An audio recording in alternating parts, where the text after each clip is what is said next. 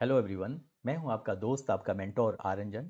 Friends, अपने वादे के मुताबिक आज फिर से हम एक नए सॉफ्टवेयर के साथ हाजिर हैं। Sales management software.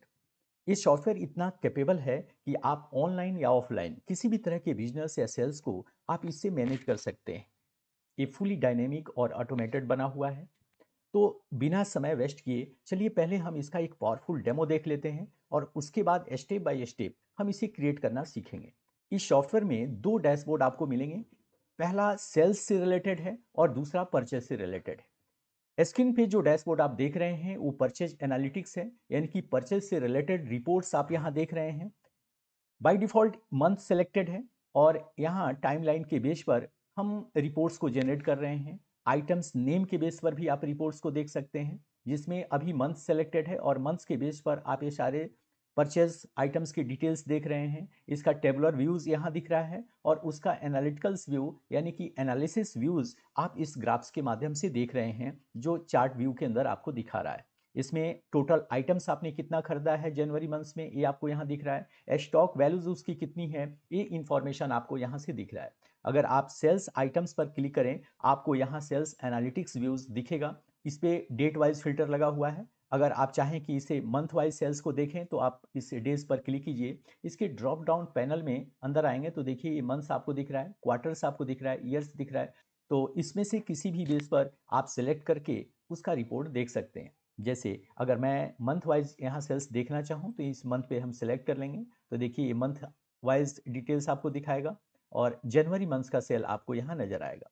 देखिए सेल्स आइटम्स यहाँ चेंज हो गए हैं और जनवरी में जो भी सेल्स हुए हैं उसके अकॉर्डिंग आपका एनालिटिकल्स व्यूज और डेटा टेबल्स व्यूज दोनों ही चेंज हो गए हैं। अगर मैं फरवरी तक सेलेक्ट कर लूँ तो जो भी डेट्स इसमें चेंज हुए हैं या जो भी आइटम्स सेल हुए हैं उसके अकॉर्डिंग आपको ये रिपोर्ट यहाँ से दिखाएगा।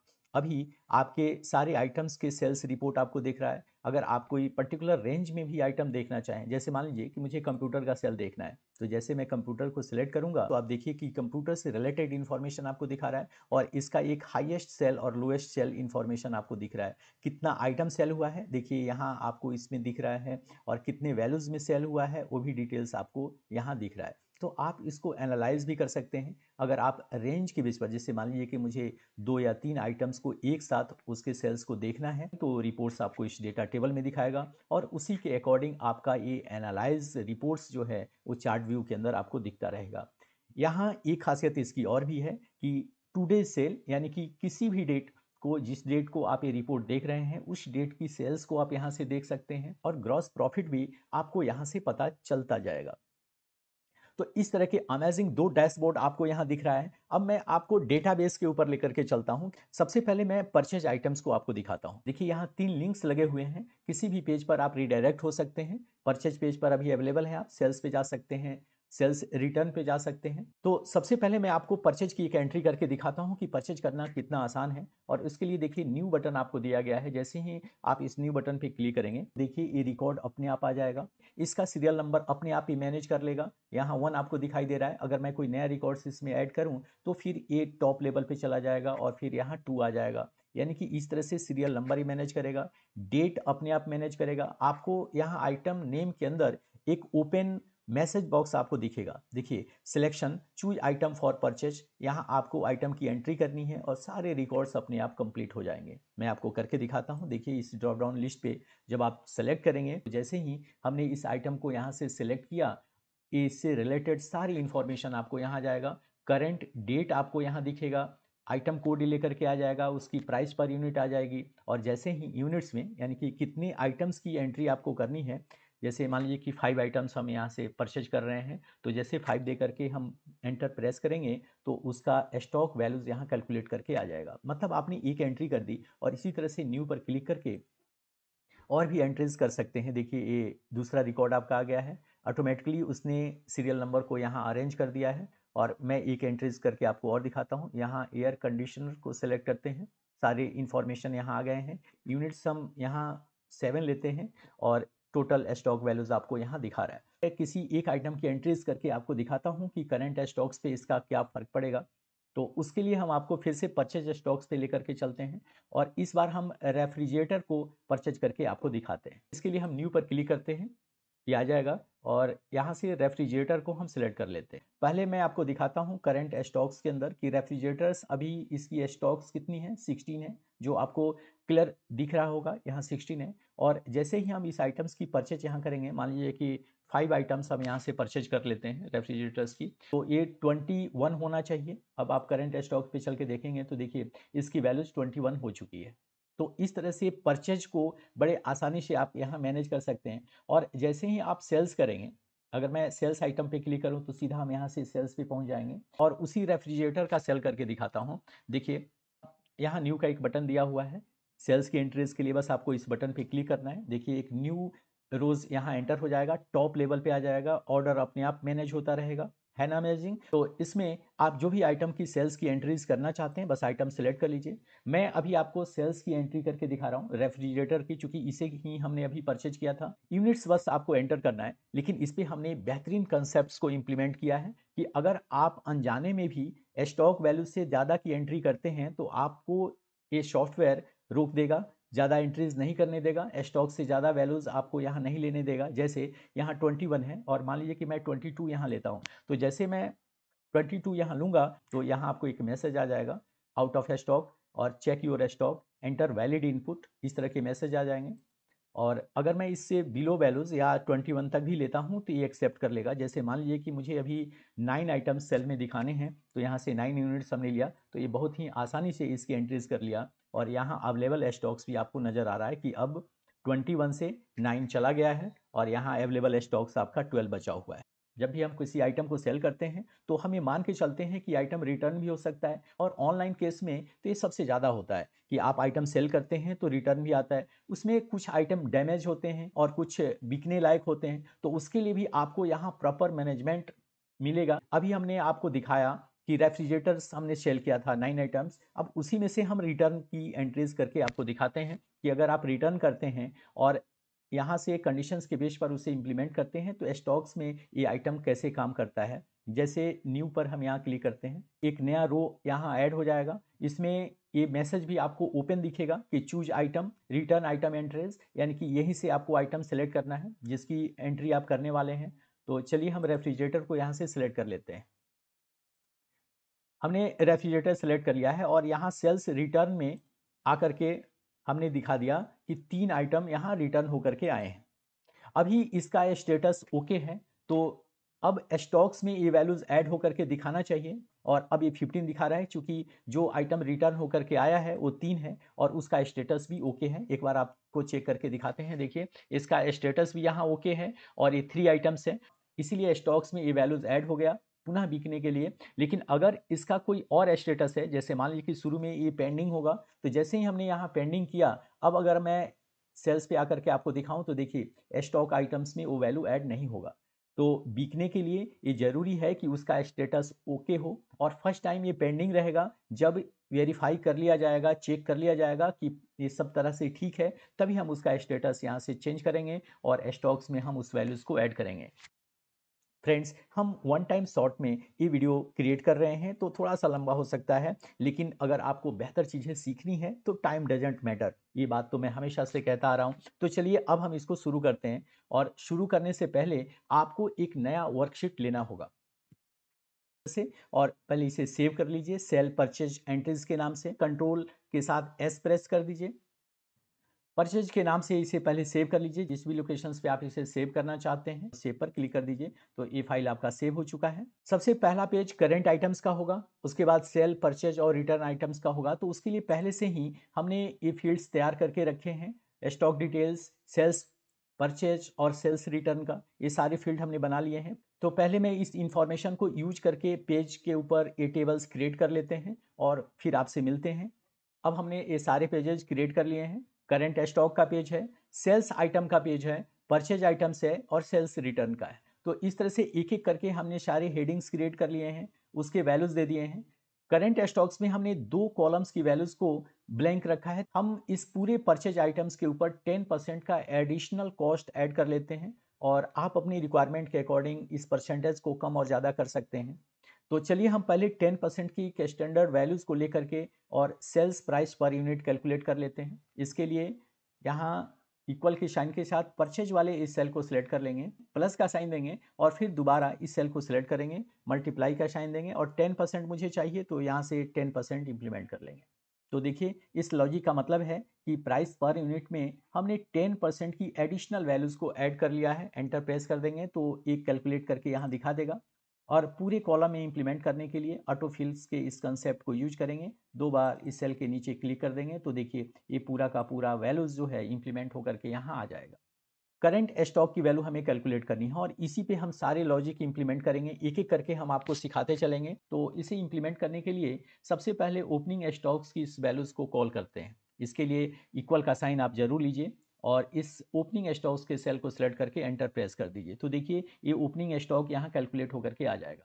ये पॉसिबल है कि जब आप कोई बिजनेस रन कर रहे हैं तो आपके पास उस आइटम से रिलेटेड पहले से ही स्टॉक्स में कुछ आइटम पड़े हों, तो उसकी एंट्रीज के लिए हमने ओपनिंग स्टॉक्स का एक कॉलम बनाया है। आगे चल करके हम इस कॉलम को हाइड कर देंगे, हम दिखाने वाले नहीं हैं, क्योंकि अगर आपने एग्जाम्पल में देखा होगा तो वहाँ ओपनिंग स्टॉक्स आपको नहीं दिखा होगा, लेकिन वो उस टेबल में भी था। अब कैसे हमने हाइड किया था ये भी सारे लॉजिक्स हम आपको बताएंगे। यहाँ हमने ले लिया है पहली वैल्यूज़ और फिर इस सेल को सिलेक्ट करके इस पूरे वैल्यूज़ को अगर मैं यहाँ इंप्लीमेंट करना चाहता हूँ तो वही तरीका है जो सबसे आसान है कि आप इस सेल को सिलेक्ट कीजिए और 2 बार यहाँ क्लिक कर दीजिए तो देखिए ये सारे रिलेटेड वैल्यूज़ आपका यहाँ करंट स्टॉक्स में कॉल हो जाएगा। अब हमारा स्टॉक डिटेल्स पेज कंप्लीट हो चुका है और जैसे जैसे हम सेल और परचेज की एंट्री करेंगे वैसे वैसे हम इस पे फॉर्मूला को इम्प्लीमेंट करते चलेंगे और उसके लिए अब हम आपको लेकर के चलते हैं परचेज आइटम्स के पेज पर।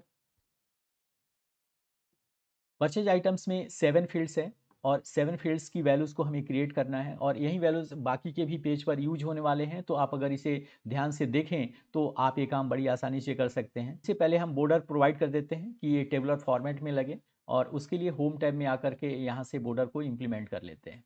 एक काम हम और करेंगे कि इसके ऊपर हम स्टाइल्स भी यूज कर लेंगे। बुकमैन ओल्ड स्टाइल यहाँ सिलेक्टेड है क्योंकि यही मोस्टली हम यूज करते हैं। इसका फ़ॉन्ट साइज़ हम थोड़ा बढ़ा देते हैं और उसके बाद इसका अलाइनमेंट भी सेट कर देते हैं जो मिडिल और सेंटर अलाइनमेंट है और इस तरह से हमने अपना काम कर लिया है। अब चलिए सीरियल नंबर आपको क्रिएट करना बताते हैं। सीरियल नंबर पहले भी बहुत बार आप क्रिएट कर चुके हैं जो रो फंक्शन से होता है, क्योंकि रो फंक्शन करंट रो प्रोवाइड करता है। मैं इस फंक्शन को यहाँ इंप्लीमेंट कर दूँ तो ये 3 आपको इस सेल में दिखाएगा। जैसे एंटर मैं प्रेस करता हूँ तो देखिए 3 आपको ये कैलकुलेट करके आ रहा है।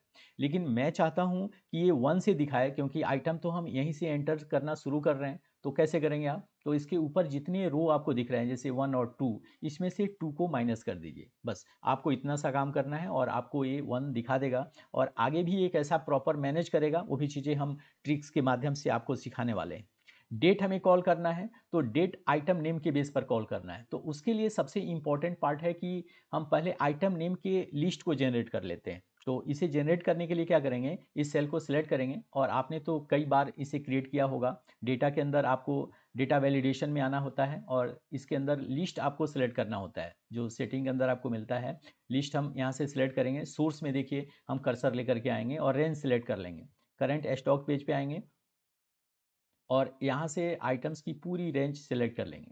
हमने कर लिया है, ओके पर क्लिक कर देंगे तो ये ड्रॉप डाउन लिस्ट आपका तैयार हो चुका है। बहुत आसानी से आप ये काम कर सकते हैं। इसको मैनेज कर लीजिए। इसी के बेस पर अब हम डेट को कॉल करेंगे।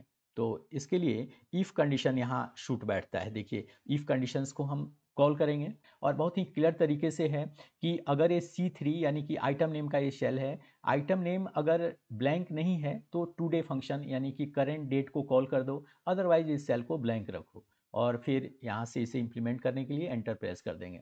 तो यहाँ फर्स्ट टाइम आपको डेट वैल्यूज़ की जगह पे नंबर्स फॉर्मेट आपको दिखा रहा है और वो इसलिए दिखा रहा है क्योंकि हमने अभी इसका फॉर्मेट सेट नहीं किया है। ये आपके भी सिस्टम पे दिखा सकता है, इसीलिए हमने पहले से इसे सेट करके नहीं रखा है। अगर आपको इसे डेट फॉर्मेट में कन्वर्ट करना है तो होम टैब के अंदर आइए और यहाँ से देखिए नंबर सेक्शन के अंदर आपको डेट फॉर्मेट मिल जाएगा। इसमें 2 तरह के फॉर्मेट मिल जाएंगे, शॉर्ट डेट फॉर्मेट या लॉन्ग डेट फॉर्मेट। तो जो भी फॉर्मेट आप सेलेक्ट करना चाहें उसके अकॉर्डिंग आपको ये डेट दिखा देगा। अभी हमने शॉर्ट डेट फॉर्मेट सेलेक्ट किया है।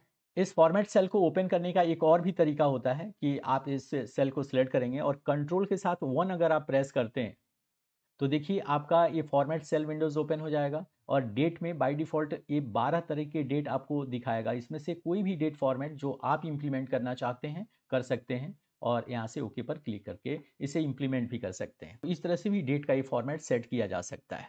अब मैं आपको चेक करके दिखाता हूँ कि अगर ये सेल हमने ब्लैंक कर दिया, मतलब ये सेल को सिलेक्ट करके डिलीट कर दीजिए, तो देखिए डेट अपने आप यहाँ से चला जाएगा। आइटम नेम वाले इस सेल को सिलेक्ट करके कोई भी वैल्यू जैसे आप यहाँ सेलेक्ट करेंगे तो डेट ऑटोमेटिकली कॉल हो जाएगा। अब हमें आइटम कोड और परचेज प्राइस पर यूनिट को कॉल करना है। तो वी लुकअप फंक्शंस में लुकअप वैल्यूज के तौर पे हम आइटम नेम लेने वाले हैं। तो आइटम नेम वाले इस सेल को सिलेक्ट करेंगे, यही हमारा लुकअप वैल्यूज है। उसके बाद टेबल एरे, तो टेबल एरे में मैं आपको एक चीज़ बताना चाहूँगा कि आप चाहें तो ये पूरा टेबल सेलेक्ट कर सकते हैं, लेकिन जो रिक्वायरमेंट आपको है अगर आप वहीं तक सेलेक्ट करें तो भी काम चल सकता है। जैसे मुझे आइटम कोड लेना है और आइटम नेम के बेस पर लेना है, तो आइटम नेम से लेकर के आइटम कोड के इस कॉलम को सिलेक्ट कर लेंगे। देखिए दो ही कॉलम हमने सेलेक्ट किया है। और जब भी आप कोई रेंज सेलेक्ट करें तो F4 जरूर प्रेस कर दें, ये तो हम पहले से ही आपको बताते आए हैं। क्योंकि ये वैल्यू लॉक हो जाती है और इस रेंज को प्रॉपर यूज कर पाते हैं आप। तो यहाँ से हमने कर लिया है और अब हमें इसकी अगली वैल्यूज देनी है कॉलम इंडेक्स नंबर। तो आइटम कोड का जो यहाँ कॉलम इंडेक्स बनता है वो 2 है, तो यहाँ से हमने 2 ले लिया है। कॉमा से इसे सेपरेट करेंगे और एग्जैक्ट मैच के लिए फॉल्स लिखेंगे या जीरो लेते हुए ब्रैकेट को क्लोज करके इसे इंप्लीमेंट कर देंगे। तो देखिए यहाँ से रिलेटेड आइटम कोड सेलेक्ट होकर के आ गया है। अगर मैं इस आइटम नेम को चेंज करता हूँ, जैसे मान लीजिए कि पहला रेफ्रिजरेटर है उसको मैं सिलेक्ट करता हूँ, तो आप देखेंगे कि आइटम कोड यहाँ चेंज हो गया है और पहले आइटम का आइटम कोड यहाँ दिखा रहा है आपको। तो ये भी प्रॉपर काम कर रहा है। लेकिन एक चीज़ जो मैं आपको बताना चाहूँगा कि आप जब भी कोई भी वैल्यू या कोई भी फंक्शन या फॉर्मूला इंप्लीमेंट करें, वहाँ एरर आने की हमेशा गुंजाइश रहती है। उसके लिए इफ़ एरर फंक्शन को आप यूज करना ना भूलें और ये वी लुकअप के पहले आएगा। देखिए हमने यहाँ कॉल कर लिया है, कॉमा से इसे सेपरेट करके और क्या चाहते हैं अगर एरर आता है तो चूंकि ये टेक्स्ट वैल्यूज़ है तो यहाँ हम ब्लैंक भी ले सकते हैं। और ब्लैंक को इम्प्लीमेंट करने के लिए 2 बार कोटेशन मार्क आपको लेना होता है। एंटर प्रेस कर दीजिए। आपको वैल्यू अभी वहीं दिख रहा है, लेकिन इसके इम्प्लीमेंटेशन क्या है वो मैं आपको आगे दिखाऊंगा जब मैं यहाँ न्यू बटन क्लिक करूंगा कि अगर आप ऐसा नहीं करते हैं तो कितनी मुश्किल में आप फंस सकते हैं। तो चलिए अब हम परचेज यूनिट्स को कॉल कर लेते हैं और इसके लिए भी वी लुकअप फंक्शन को ही हम यूज करेंगे।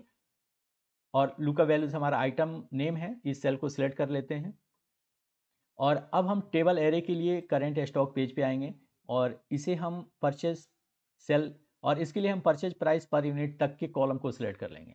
कॉमा से इसे सेपरेट करेंगे, लेकिन उससे पहले F4 प्रेस कर देंगे। अब हम कॉमा से इसे सेपरेट करेंगे और प्राइस पर यूनिट का ये जो कॉलम है वो तीसरे नंबर पे है, तो 3 ले लेंगे। कॉमा से इसे सेपरेट करते हुए 0 दे देंगे या फॉल्स भी आप ले सकते हैं और एंटर प्रेस कर देंगे। तो देखिए ये उसकी रिलेटेड प्राइस आपको कॉल कर दिया है और यहाँ भी हम इफ एरर फंक्शन को कॉल कर लेंगे। इफ एरर फंक्शन हम बार बार आपको इसलिए कह रहे हैं कि आपकी इसे आदत लगनी चाहिए, प्रैक्टिस होनी चाहिए। और इस बार फ्रेंड्स हम डबल कोट्स के बदले 0 लेंगे। आप भी इस बात का ध्यान रखेंगे कि जब भी आप कोई टेक्स्ट वैल्यू कॉल कर रहे हैं, जैसे आइटम नेम आप देख रहे हैं SP और 001 आ रहा है, तो डेफिनेटली ये टेक्स्ट वैल्यू है, तो इसमें आप डबल कोट्स यानी कि ब्लैंक ले सकते हैं। लेकिन जहां न्यूमेरिक वैल्यूज हो, जिस वैल्यूज को आगे हमें कैलकुलेट करना हो, तो उसके लिए आप यहाँ 0 ही लेंगे, क्योंकि ये कैलकुलेट तभी कर पाएगा। तो कोई भी यूनिट्स वैल्यू हम यहाँ से ले लेते हैं और स्टॉक में हमें फॉर्मूला इंप्लीमेंट करना है। तो प्राइस पर यूनिट के इस सेल को सिलेक्ट करेंगे, मल्टीप्लाई का साइन लेंगे और यूनिट्स को लेकर के यहाँ से एंटर प्रेस कर देंगे। तो आपका स्टॉक वैल्यूज भी कैलकुलेट होकर के आ गया है और इसके ऊपर भी हम इफ एरर फंक्शन को यूज करेंगे। तो चलिए यहाँ से इसे यूज कर लेते हैं और अगर ये कोई भी एरर देता है तो इसके जगह पे मुझे 0 डिस्प्ले चाहिए, तो 0 हम लेकर के एंटर प्रेस कर देते हैं। तो अब हमने ये सारे वैल्यूज़ क्रिएट कर लिए हैं। अब हमें एक छोटा सा मैक्रो लिखना होगा, क्योंकि ये डेटा हमें बार बार चाहिए, रिपीट करना है, तो मैक्रो की भी आपकी अच्छी प्रैक्टिस हो जाएगी। तो चलिए हम शुरू करते हैं मैक्रो कैसे काम करता है। पहले हम यहाँ एक मैसेज भी लिख लेते हैं। तो उसके लिए आइटम नेम वाले इस सेल को सिलेक्ट कर लेंगे, डेटा टैब के अंदर आएंगे, फिर से डेटा वैलिडेशन में हमें जाना होगा। तो देखिए हम आ गए हैं और इस बार हम इनपुट मैसेज को सिलेक्ट कर लेंगे। क्या मैसेज देना चाहते हैं, तो यहाँ से हम परचेज आइटम्स हेडिंग में देना चाहते हैं। हमने टाइटल में दे दिया है परचेज आइटम और इनपुट मैसेज में हमने दिया है चूज आइटम फॉर परचेज। और अब हम ओके पर क्लिक कर देंगे तो ये मैसेज यहाँ ऐड हो जाएगा।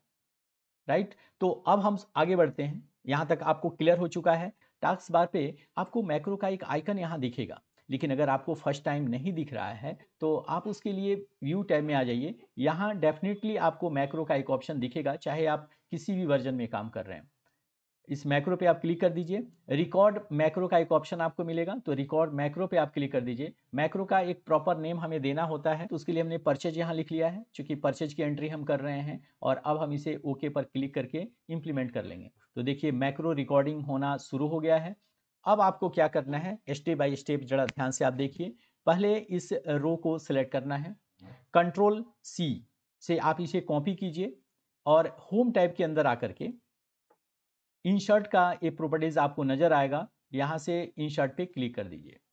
तो देखिए ये एक नया रिकॉर्ड यहाँ क्रिएट होकर के आ चुका है, कॉपी होकर के यहाँ आ चुका है। अब आपको क्या करना है कि ये जो सिलेक्शन आप देख रहे हैं इसे हटाना है। तो दो तरीके हैं इसे हटाने का। पहला तरीका है कि आप ESC स्केप बटन जो आपके कीबोर्ड्स के टॉप राइट में दिखेगा तो आप उसे प्रेस कर दीजिए, अदरवाइज कंट्रोल के साथ D भी आप प्रेस कर सकते हैं। तो चलिए हम इसे इसका बटन प्रेस करके इस सिलेक्शन को पहले हटा लेते हैं।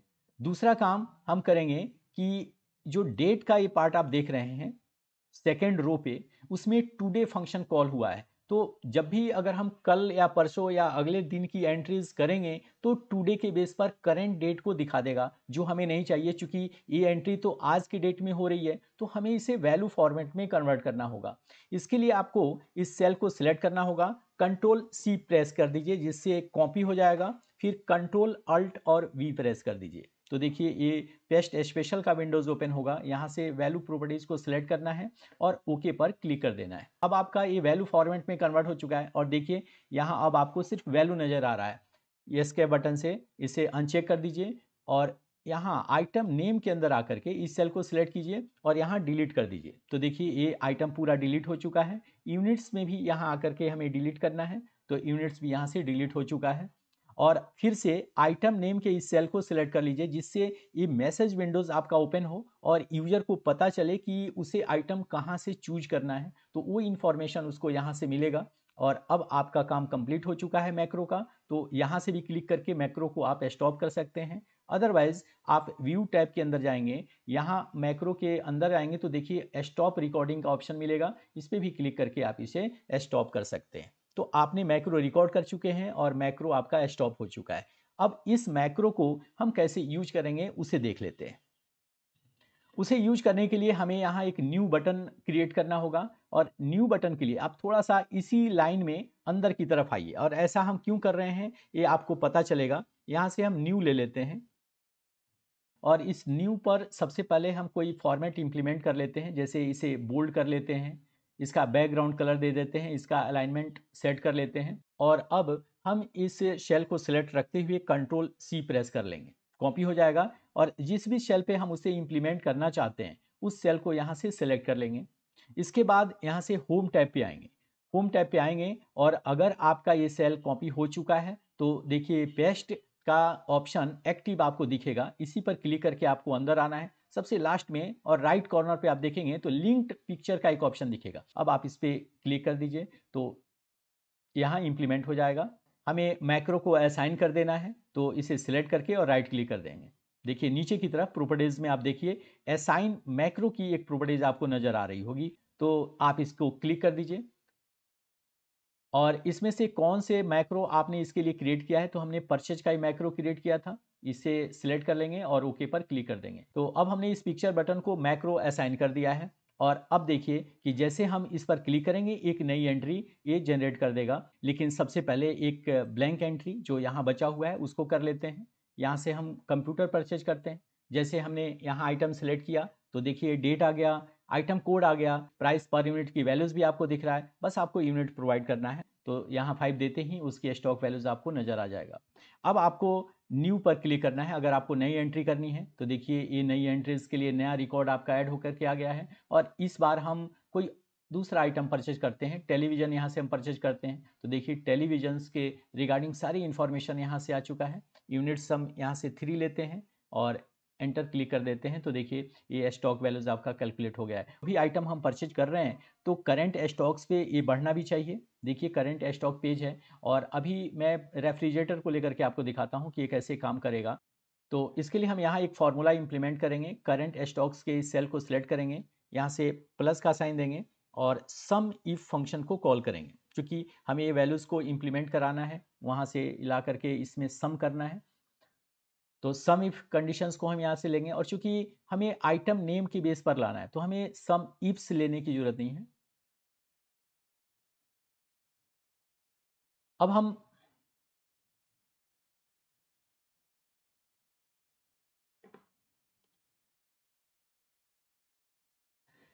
अब हमें अब हम परचेज स्टॉक्स के इस यूनिट्स को करंट स्टॉक्स में ऐड कैसे करेंगे उसे आपको बताते हैं कि जो आइटम हम यहाँ परचेज कर रहे हैं उसकी एंट्री तो उसकी ऑटोमेटिक एंट्रीज करंट स्टॉक्स पे कैसे होगी। जैसे पहले इस सेल को सिलेक्ट कीजिए और सम इफ फंक्शन को कॉल कर लीजिए, प्लस का साइन लीजिए,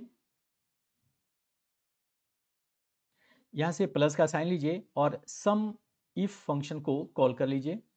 तो रेंज के लिए हमें परचेज आइटम्स के इस पेज पर आना होगा और आइटम नेम के इस कॉलम को यानी कि यहाँ से टॉप लेवल से सिलेक्ट कर लेंगे। तो देखिए सी कॉलन सी का ऑप्शन यहाँ आ गया है, कॉमा से इसे सेपरेट कर लेंगे। दूसरा क्राइटेरिया है, तो क्राइटेरिया के लिए फिर से करंट स्टॉक्स पे आना होगा और करंट स्टॉक्स के पहले सेल को यहाँ से सिलेक्ट करना होगा, वो हमने कर लिया है। कॉमा से इसे सेपरेट करेंगे और सम रेंज के लिए फिर से हमें परचेज आइटम्स पे आना होगा। बस यही 2 बार आपको आना होगा और इस यूनिट्स वाले कॉलम को यहाँ टॉप से सिलेक्ट कर लेंगे। एफ कॉलन एफ आपको दिख रहा है, ब्रैकेट को क्लोज करेंगे और एंटर प्रेस कर देंगे। तो देखिए ये आइटम 3 आइटम्स जो हमने परचेज किया था यहाँ ऐड होकर के आ गया है। पहले स्टॉक्स में आपको 15 दिखा रहा था और अब 3 ऐड होकर के 18 दिखा रहा है। तो अब चलिए हम सेल्स आइटम्स पेज पर ये काम कैसे करते हैं उसे करके आपको दिखाते हैं।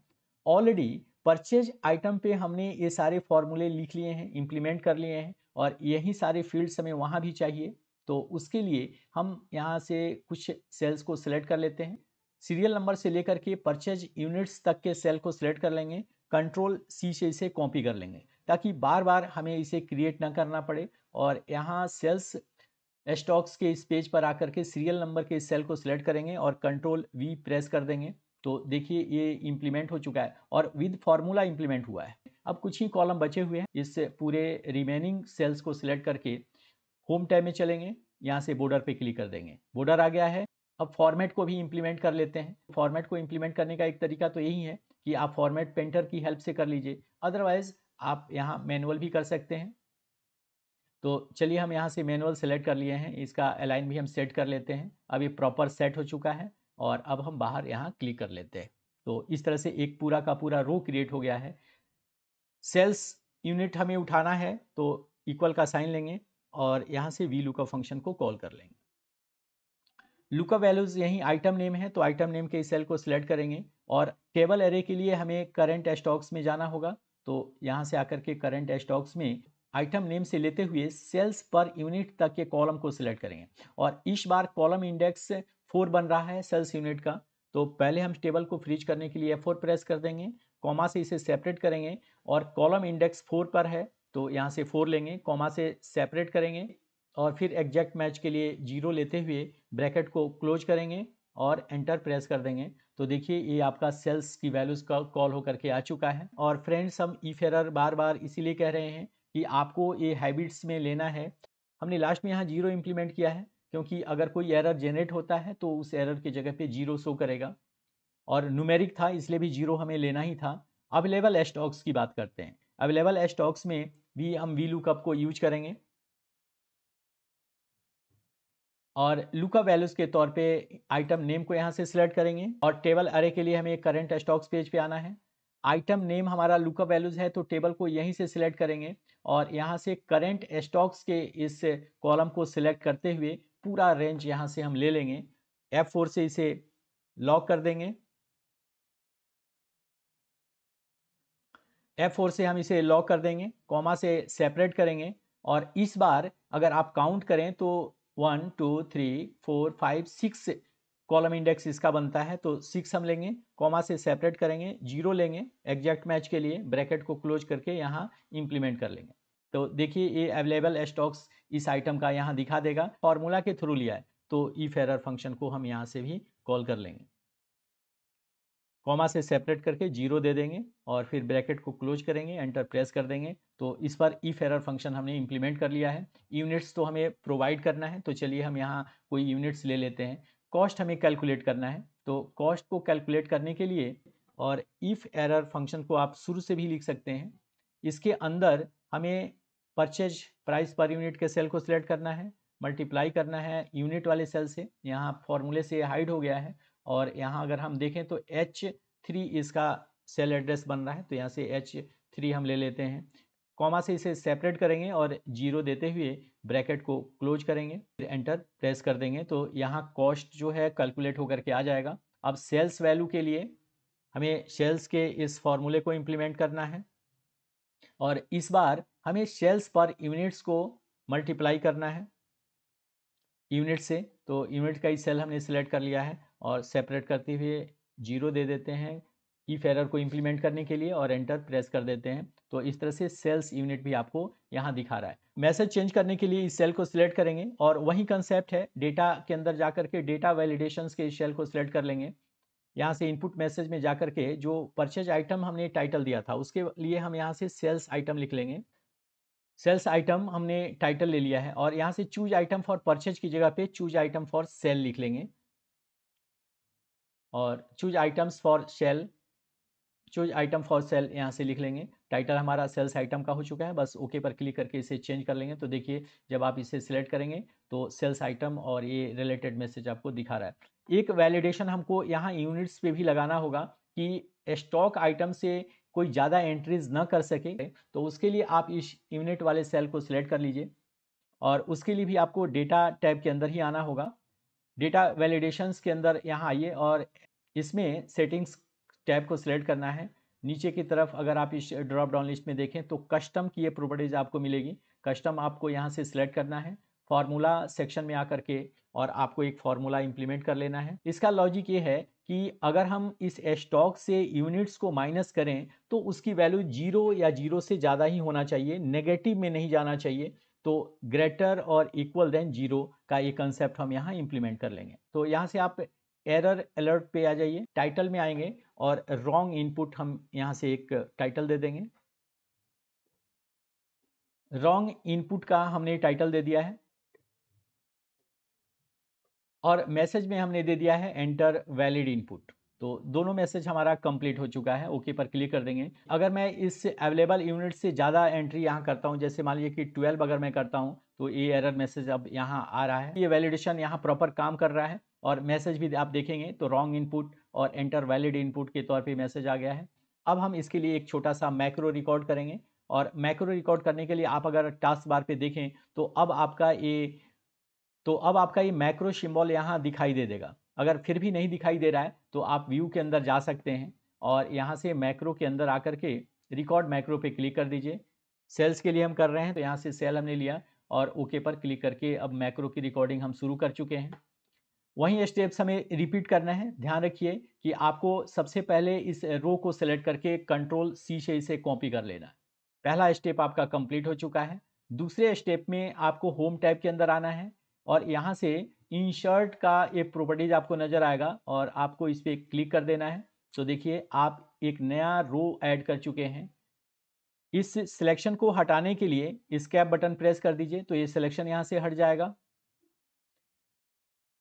आइटम नेम को आप यहाँ से सिलेक्ट करके डिलीट कर दीजिए तो पूरा का पूरा ये रिकॉर्ड जो है वो खाली हो जाएगा। और यहीं फ्रेंड्स अगर आप इफ एरर नहीं लगाए होते तो यहाँ नोट असाइंड का एरर आ जाता, जहाँ आपको 0 दिख रहा है वहाँ नोट असाइंड का एरर आपको दिखाई देता।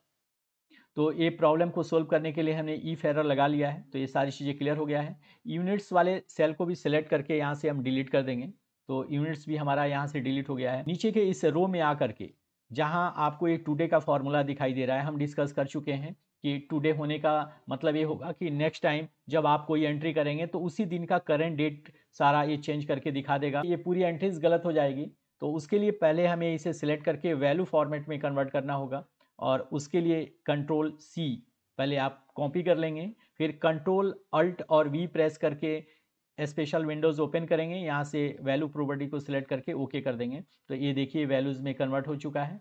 और अब आकर के आइटम नेम के इस सेल को सिलेक्ट कर लीजिए, मैसेज आपका ओपन हो जाएगा। जब हम कोई न्यू एंट्री करें और उसके लिए नया रो ऐड करें तो ये मैसेज ओपन होना चाहिए। तो ये काम हमने कर लिया है और अब हम यहाँ से इस मैक्रो को स्टॉप कर देते हैं और अब उसे इम्प्लीमेंट करने के लिए भी हम उसी तरह से एक न्यू बटन क्रिएट करेंगे। उसके लिए इस हेडिंग वाले सेल को बराबर में सेलेक्ट कर लीजिए और राइट एरो से आप अंदर की तरफ आ जाइए। बटन हम क्रिएट करेंगे, इसके ऊपर फॉर्मेट इम्प्लीमेंट कर लेते हैं जो फॉर्मेट हम रखना चाहते हैं और बैकग्राउंड कलर से हम यहाँ दे देते हैं, अलाइनमेंट वगैरह सेट कर लेते हैं और अब कंट्रोल सी से इसे कॉपी कर लेंगे।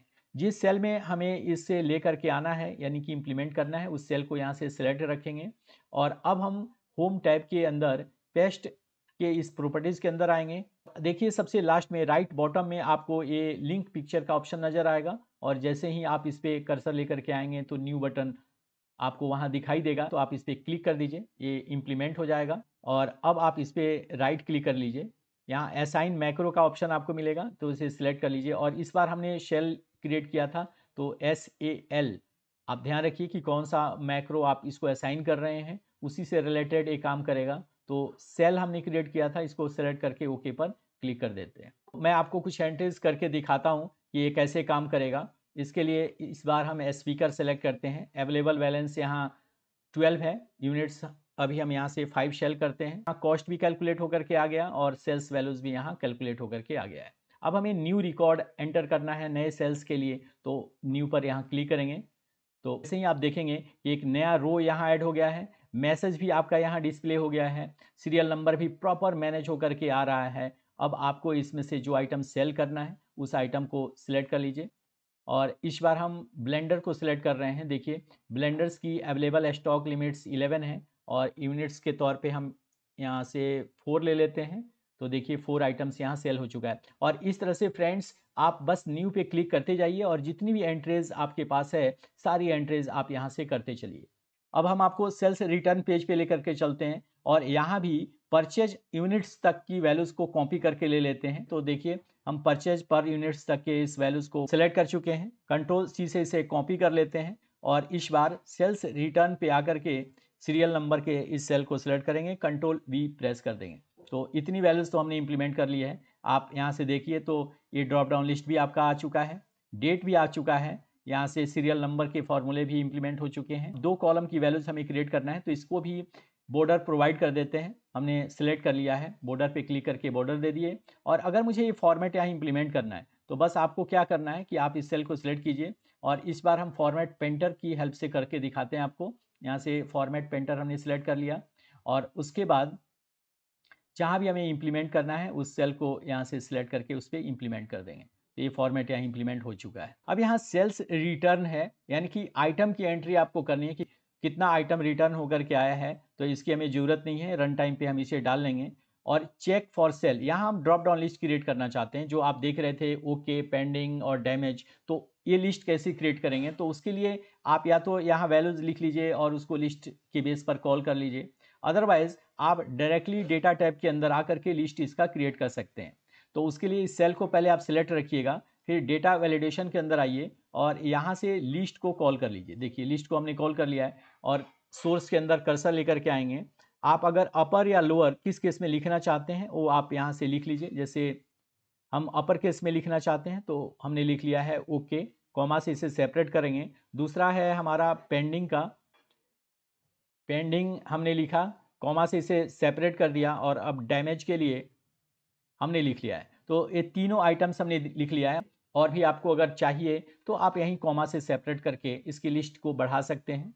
फिलहाल हमें 3 चाहिए तो हमने 3 लिख लिया है और ओके पर क्लिक करके इसे इम्प्लीमेंट कर लेते हैं। देखिए यहाँ ओके सेलेक्ट करते हैं, फिर अगर मैं पेंडिंग करूँ तो पेंडिंग आ जाएगा। अगर मैं इस पर कोई कंडीशनल फॉर्मेटिंग इंप्लीमेंट करूँ, जैसे आप देख रहे थे सोर्स में कि जब आप ओके क्लिक कर रहे थे तो ग्रीन कलर आ रहा था, तो कैसे करेंगे, तो उसके लिए कंडीशनल फॉर्मेटिंग यूज कर सकते हैं। इस सेल को आप सिलेक्ट कीजिएगा, होम टैब के अंदर कंडीशनल फॉर्मेटिंग का आपको ऑप्शन मिलेगा, इस पर जाइए और हाईलाइट के ऊपर आकर के नीचे की तरफ देखिए टेक्स्ट दैट कंटेंट्स की ये प्रॉपर्टीज आपको मिलेगी। बाय डिफ़ॉल्ट इसमें रेड सेलेक्टेड है तो यही आपको दिखाता है, लेकिन मुझे इसके लिए ग्रीन चाहिए तो ग्रीन हम यहाँ से चेंज कर लेंगे। और ओके पर क्लिक करेंगे। इससे पहले भी आपको यहाँ दिख जाएगा कि क्या आपने इम्प्लीमेंट किया है।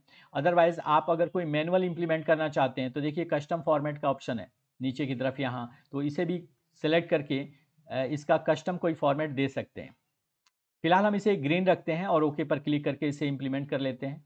अब पेंडिंग के ऊपर आप क्या चाहते हैं, तो उसके लिए आप यहाँ कंडीशनल फॉर्मेटिंग को सिलेक्ट कीजिए और फिर टेक्स्ट दैट कंटेंट्स के अंदर आकर के इसे मैं येलो रखना चाहता हूँ, तो येलो कलर हमने सेलेक्ट कर लिया है और ओके पर क्लिक कर देंगे। और इसी तरह से डैमेज को भी यहाँ से सिलेक्ट करेंगे और कंडीशनल फॉर्मेटिंग इम्प्लीमेंट कर लेंगे।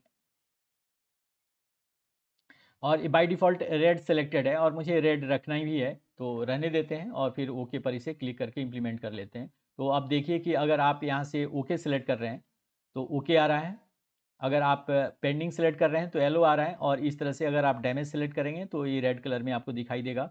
और एक चीज़ जो और मुझे चेंज करना है वो है इसका मैसेज, क्योंकि अब हम रिटर्न के लिए कर रहे हैं, इसके लिए भी हम डेटा टैब के अंदर डेटा वैलिडेशंस में चलेंगे और इनपुट मैसेज के इस सेक्शन में आकर के हमें चेंज करना होगा। तो परचेज के जगह पे अब हम रिटर्न्स आइटम लिख लेते हैं।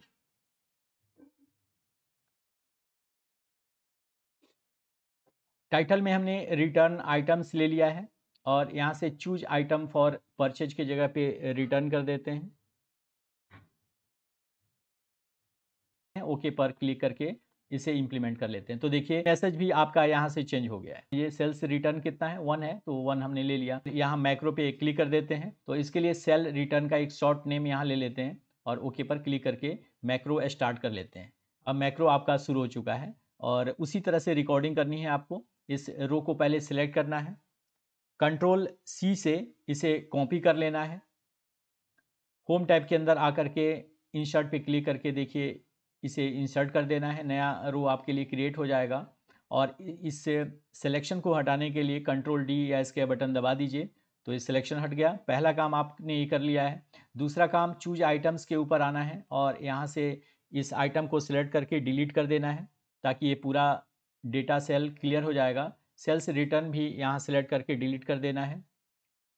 यहाँ से आपको पेंडिंग सिलेक्टेड रखना है, बाय डिफ़ॉल्ट ये पेंडिंग सिलेक्टेड होकर के आएगा। और अब डेट के इस सेक्शन में आकर के उसको वैल्यू फॉर्मेट में कन्वर्ट कर देना है, और उसके लिए कंट्रोल सी करना है आपको, कंट्रोल अल्ट और वी, और यहाँ से वैल्यू सिलेक्ट करके ओके पर क्लिक कर देना है। तो देखिए ये वैल्यू फॉर्मेट में कन्वर्ट हो गया है और एस्केप बटन के साथ सिलेक्शन हमने हटा लिया है। चूज रिटर्न आइटम्स के इस सेल को सिलेक्ट कर लेंगे ताकि मैसेज ओपन हो जाएगा, और अब जाके मैक्रो को यहाँ से क्लोज कर देंगे, जो हमने कर दिया है।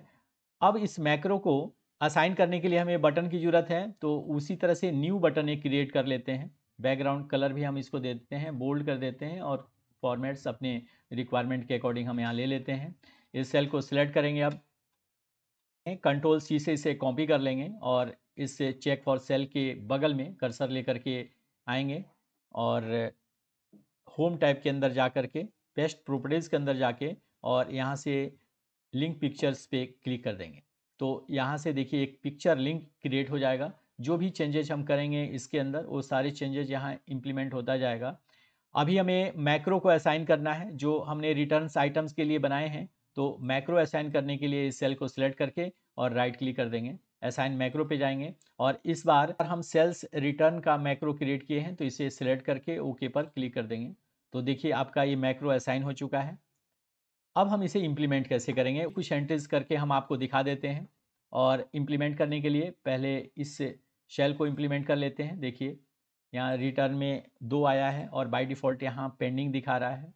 यहाँ से न्यू पे क्लिक कर रहे हैं, एक नया रो यहाँ ऐड होकर के आ गया है। देखिए पेंडिंग बाय डिफ़ॉल्ट दिखा रहा है, सीरियल नंबर इसने क्रिएट कर दिया है। और जैसे ही हम आइटम यहाँ से सिलेक्ट करेंगे, जैसे ब्लेंडर हमने यहाँ से सिलेक्ट किया है, और इसके लिए जो भी रिटर्न आइटम्स हम मेंशन करेंगे तो उसकी एंट्रीज यहाँ हो जाएगी। और इसके बेसिस पे क्या इफ़ेक्ट होने वाला है ये चीज़ें हम आपको अब करके दिखाते हैं। यहाँ से ओके पर सिलेक्ट कर लेते हैं। बाय डिफ़ॉल्ट ये पेंडिंग आपको दिखाएगा, लेकिन अगर आपने चेक कर लिया है कि अगर ये सब तरह से ठीक है तो फिर स्टॉक में इसे ऐड किया जा सकता है। और उसके लिए हमने इसके स्टेटस को चेंज करके पेंडिंग से ओके कर दिया है। और अब हम इसके इफ़ेक्ट्स को करंट स्टॉक्स पे ऐड कर लेते हैं।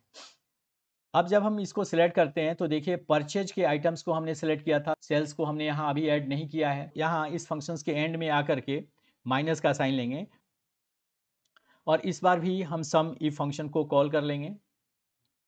रेंज यहाँ हमें सेलेक्ट करना होगा, तो रेंज के लिए हम सेल्स आइटम्स के इस पेज पर चलेंगे और इस कॉलम को यहाँ से सिलेक्ट कर लेंगे, कॉमा से इसे सेपरेट करेंगे। क्राइटेरिया के लिए करंट स्टॉक्स पे आएंगे और पहले इस सेल को सिलेक्ट कर लेंगे, कॉमा से फिर इसे सेपरेट कर लेंगे। सम रेंज के लिए सेल्स आइटम के इस पेज पर आएंगे और यूनिट्स के इस कॉलम को यहाँ से सिलेक्ट कर लेंगे, ब्रैकेट को क्लोज करेंगे और एंटर प्रेस कर देंगे और अब इस सेल को सिलेक्ट करके 2 बार यहाँ डबल क्लिक कर देंगे। तो ये पूरा का पूरा जो फंक्शन हमने अभी इंप्लीमेंट किया है सम इफ का, ये सारे फंक्शंस इस करंट स्टॉक्स वाले कॉलम पे इंप्लीमेंट हो जाएगा। मैं आपको कुछ सेल्स आइटम को चेंज करके दिखाता हूँ। यहाँ ब्लेंडर 5 यूनिट सेल हुआ है और इसके बाद अवेलेबल स्टॉक्स आपका कितना दिखा रहा है, 6 दिखा रहा है।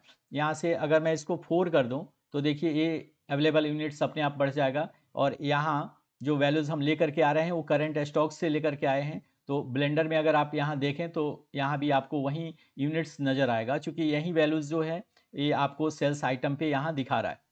अगर मैं इसके यूनिट्स को बढ़ा दूं यानी कि 6 कर दूं तो देखिए इसके अकॉर्डिंग अवेलेबल स्टॉक्स आपका यहाँ दिखाएगा। तो अब ये प्रॉपर काम कर रहा है और उसी तरह से सेल्स रिटर्न को भी हमें मैनेज करना होगा और यहाँ अब हम 2 कंडीशन यूज करने वाले हैं, एक तो स्टेटस और दूसरा आइटम नेम। तो यहाँ अब हम फंक्शंस को बदल देंगे, ये सम इफ्स फंक्शंस को कॉल करेंगे। ब्रैकेट को यहाँ से ओपन कर लीजिए और सबसे पहले सम रेंज हमें देना होगा इस कंडीशन में। तो इसके लिए हम यहाँ सेल्स रिटर्न के पेज पे आएंगे और मुझे इसी रिटर्न आइटम्स को लेना है, तो इस कॉलम को पूरा सिलेक्ट कर लेंगे, कॉमा से इसे सेपरेट करेंगे और क्राइटेरिया रेंज पहला हमें देना है। तो उसके लिए हम इस सी कॉलम को सिलेक्ट करेंगे, कॉमा से सेपरेट करेंगे और करंट स्टॉक्स के इस पेज पर आकर के पहले आइटम नेम के इस सेल को सिलेक्ट करेंगे। एक क्राइटेरिया हमने प्रोवाइड कर दिया है, दूसरे क्राइटेरिया के लिए फिर से हमें सेल्स रिटर्न आइटम के इस पेज पे आना होगा, चेक फॉर सेल के इस कॉलम को हमें सिलेक्ट करना होगा, कॉमा से इसे सेपरेट कीजिए और हम सिर्फ ओके की एंट्रीज पे इस आइटम को ऐड करना चाहते हैं तो डबल कोट्स के अंदर हम ओके यहाँ से ले लेंगे। ध्यान रखिए कि ओके आपने अपर केस में लिया है तो अपर केस में ही लिखिए, अदरवाइज ये प्रॉपर काम नहीं करेगा। एंटर क्लिक कर दीजिए, यहाँ इंप्लीमेंट हो चुका है और इसको पूरे कॉलम पे इंप्लीमेंट करने के लिए यहाँ से इस सेल को सिलेक्ट करते हुए 2 बार क्लिक कर दीजिए। तो देखिए ये पूरे कॉलम पे वैल्यू इंप्लीमेंट हो चुका है और किसी भी सेल को यहाँ सिलेक्ट करके आप इस फॉर्मूले को चेक कर सकते हैं कि इसमें परचेज का आइटम यहाँ तक एडेड है, उसमें से माइनस हमने कर दिया है सेल्स आइटम को और फिर सेल्स रिटर्न को कंडीशन के बेस पर ऐड कर दिया है। अब ये कैसे काम करेगा उसके लिए हम सेल्स रिटर्न पे चलते हैं और आपको यहाँ से आइटम चेंज करके दिखाते हैं। देखिए यहाँ ब्लेंडर है और एक ब्लेंडर यहाँ रिटर्न होकर के आया है। हम ब्लेंडर का पहले स्टॉक वैल्यूज चेक कर लेते हैं, वो काम हम सेल्स से ही कर सकते हैं। देखिए ब्लेंडर यहाँ अवेलेबल स्टॉक 6 है। सेल्स रिटर्न पे आते हैं, अब हम इस आइटम को चेंज कर लेते हैं। यहाँ देखिए सेल्स रिटर्न में हमने 3 कर दिया है, तो अब ब्लेंडर को जा करके अगर मैं चेक करूँ सेल्स आइटम के अंदर तो ये स्टॉक्स यहाँ बढ़ गया है। अगर मैं इसको कम करता हूँ, जैसे ये 3 आइटम्स है और इसके जगह पे मैं 2 कर देता हूँ, तो यहाँ से आप देखिए कि चेंज हो चुका होगा और यहाँ ये वैल्यू चेंज होकर के आ चुका है। तो इस तरह से सेल्स रिटर्न को भी हमने प्रॉपर इंप्लीमेंट करा लिया है और यहाँ 2 कंडीशंस हमने यूज किया है। तो अब हमारा पूरा डेटा प्रॉपर काम कर रहा है, जिसमें सेल्स, परचेज और सेल्स रिटर्न हो गया है, करंट स्टॉक्स भी हमने बना लिया है और इसके बेस पर अब हम आपको डैशबोर्ड क्रिएट करना सिखा रहे हैं। तो डैशबोर्ड भी बहुत आसानी से और बहुत कम समय में क्रिएट किया जा सकता है। तो पहले हम इसके लिए पूरा डेटाबेस तैयार कर लेते हैं अलग अलग डेट में, कुछ डेट के बेस पर हम आपको डैशबोर्ड पे रिपोर्ट जनरेट करके दिखा सकें। तो चलिए हम आपको कुछ एंट्रीज के बाद मिलते हैं। देखिए अब हमने कुछ एंट्रीज यहाँ कंप्लीट कर लिए हैं, जिसमें सेल्स पेज पर मैं आपको दिखाऊं तो 30 और 31 के डेट में, 28 और 30th के डेट में हमने कुछ एंट्रीज कर लिए हैं जो जनवरी मंथ के हैं और इसी तरह से परचेज आइटम पेज पे भी हमने कुछ एंट्रीज यहाँ कंप्लीट कर लिए हैं। इसके बेस पर अब हम डैशबोर्ड क्रिएट करना आपको बताते हैं। 2 पेज ऐड कर लीजिए यहाँ से, एक आपका सेल्स एनालिटिक्स के लिए होगा और दूसरा परचेज एनालिटिक्स के लिए होगा। तो दोनों पेज को पहले हम यहाँ से नेम लिख लेते हैं, यहाँ से सेल्स एनालिटिक्स और परचेज एनालिटिक्स। हमने दोनों पेज को रीनेम कर दिया है, परचेज एनालिटिक्स और सेल्स एनालिटिक्स के नाम से। इंसर्ट में आना है और यहाँ से एक शेप इंसर्ट करा लीजिए। पहले इसको सिलेक्ट करके थोड़ा सा और इसे चौड़ा कर लेते हैं और फिर इसको सिलेक्ट करेंगे रेक्टेंगल को और इसे लेकर के यहाँ आ जाएंगे। यहाँ एनालिटिक्स हम इम्प्लीमेंट कर रहे हैं। कंट्रोल ए से इसे आप सिलेक्ट कर लीजिए और कंट्रोल शिफ्ट और ग्रेटर देन के सिंबल से आप इसे बड़ा कर लीजिए। जितना बड़ा आप करना चाहते हैं इतना ठीक है। बॉर्डर हमें नहीं चाहिए तो हम इसे सिलेक्ट रखेंगे और देखिए स्मार्ट फॉर्मेट का यहाँ ऑप्शन आपको मिलेगा। तो स्मार्ट फॉर्मेट पे आइए, शेप आउटलाइन पे आकर के और नो बॉर्डर पे क्लिक कर दीजिए। नो आउटलाइन यहाँ मिलेगा, इस पर क्लिक कर दीजिए तो देखिए ये आउटलाइन आपका यहाँ से जा चुका है। और इसके नीचे हमें दो बटन्स इंप्लीमेंट करना है, एक सेल्स के लिए और एक परचेज के लिए। तो मैं आपको दिखाता हूँ कि आप बहुत ही कम समय में कैसे बटन क्रिएट कर पाएंगे। देखिए शेप में आपको आना है और आप इसके लिए कोई भी शेप यहाँ से सिलेक्ट कर लीजिए। मैं यहाँ से इस शेप को ऐसे सिलेक्ट कर लेता हूँ और अपनी रिक्वायरमेंट के अकॉर्डिंग आप इसे बड़ा या छोटा रख सकते हैं, जो भी आप रखना चाहें। और अब हम सेव फॉर्मेट पे आएंगे और सेव इफेक्ट्स के अंदर आप आइए तो यहाँ सबसे पहला आपको प्रॉपर्टीज मिलेगा। इसी प्रॉपर्टीज के अंदर प्रेजेंट के अंदर आपको आना है और जिस तरह के बटन्स आप क्रिएट करना चाहते हैं देखिए उस तरह के बटन्स आप यहाँ से क्रिएट कर सकते हैं। मैं एक नॉर्मल यहाँ स्टाइल लेता हूँ, इससे सिलेक्ट कर लेता हूँ। ये बटन हमने क्रिएट कर लिया है तो यहाँ से हमें एक फेड कलर चाहिए तो इसका हमने एक कलर ले लिया है और कंट्रोल को प्रेस करते हुए राइट क्लिक करके इसे छोड़ दीजिए तो यहाँ ये इम्प्लीमेंट हो जाएगा। तो एक ही तरह के दो बटन्स हमने बना लिए हैं और अब हम इसका टाइटल दे देते हैं। राइट क्लिक करिए, एडिट टेक्स्ट पे आ जाइए और जो भी आप लिखना चाहते हैं, जैसे इसे हम परचेज के लिए क्रिएट करना चाहते हैं तो परचेज लिख लेते हैं। कंट्रोल ए से इसे सिलेक्ट कर लीजिए और फिर कंट्रोल शिफ्ट और ग्रेटर देन सिंबल से इसे बड़ा कर लीजिए। टेक्स्ट कलर इसका हमें चेंज करना होगा, डार्क कलर करना है तो इसको हमने सिलेक्ट कर लिया और वहीं होम टैब के अंदर आकर के इसे आप बोल्ड कर दीजिए और इसका कलर यहाँ से इंप्लीमेंट कर दीजिए। परचेज एनालिटिक्स आपको क्लियर दिख रहा है और उसी तरह से यहाँ हम सेल्स एनालिटिक्स ले लेते हैं। कंट्रोल शिफ्ट और ग्रेटर देन सिंबल से हम इसे बड़ा कर लेते हैं और कलर वगैरह चेंज करने के लिए हमने यहाँ से कलर चेंज कर लिया, इसे बोल्ड कर दिया। फॉन्ट साइज अगर चेंज करना है तो आप कर लीजिए और यहाँ से आप इसको सेंटर या मिडिल अलाइन देना चाहते हैं तो आप दे दीजिए। देखिए इसे भी अगर हम मिडिल अलाइन देना चाहते हैं तो पहले इसको सिलेक्ट कर लेंगे और यहाँ से हम इसे सेंटर और मिडिल अलाइन प्रोवाइड करा देंगे। तो दो काम हमने कर लिए हैं, परचेज एनालिटिक्स और सेल्स एनालिटिक्स के इस बटन को हमने क्रिएट कर लिया है। और उसके बाद रिफ्रेश के लिए हमें एक लेवल चाहिए और उसके बाद 4 हमें और लेवल्स क्रिएट करने हैं जिसपे हमें सेल्स के रिपोर्ट्स को दिखाना है। यहाँ हमें रिफ्रेश रखना है और कंट्रोल प्रेस करके जितने भी उसकी कॉपी हम लेना चाहते हैं वो कॉपी हम यहाँ से क्रिएट कर लेंगे पहले और उसके बाद इसको इम्प्लीमेंट करेंगे। तो यहाँ से हमने 4 ले लिया है, एक और ले लेते हैं। इसको सिलेक्ट करके और यहाँ से नीचे से थोड़ा सा और इसको बड़ा कर लेते हैं और इसको एडजस्ट कर लेंगे। तो इसे सिलेक्ट करेंगे और थोड़ा डिफरेंट बैकग्राउंड्स के लिए यहाँ हम ब्लैक कलर ले लेते हैं और इस पर हम लिख लेते हैं रिफ्रेश।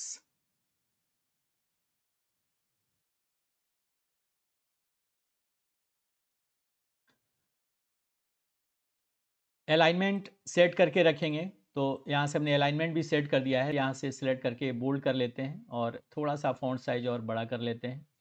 तो ये अब ठीक लग रहा है तो इसे रहने देते हैं। रिफ्रेश का भी बटन हमने क्रिएट कर दिया है। तो टुडे सेल्स यहाँ हमें दिखाना है तो इसके लिए दो लेबल्स का कलर हम बैकग्राउंड कलर एक रखना चाहते हैं तो दोनों लेबल्स को यहाँ से हम सिलेक्ट कर लेंगे और उसी तरह से सेव फॉर्मेट के अंदर आकर के सेव फील्ड्स में जो भी कलर आप लेना चाहें तो आप ले सकते हैं। देखिए हमने दो अलग अलग कलर्स ले लिए हैं।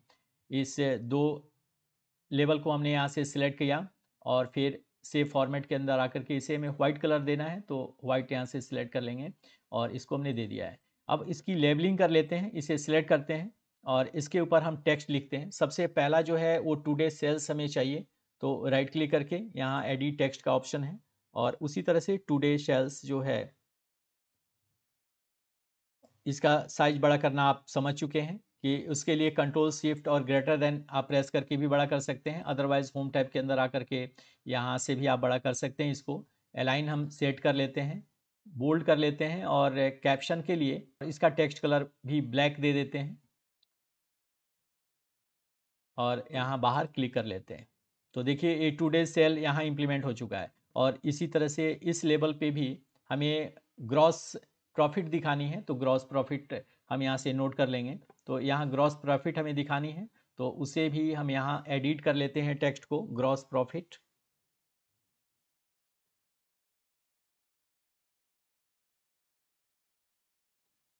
और इस तरह से हमने ये डिज़ाइन लगभग कंप्लीट कर लिया है।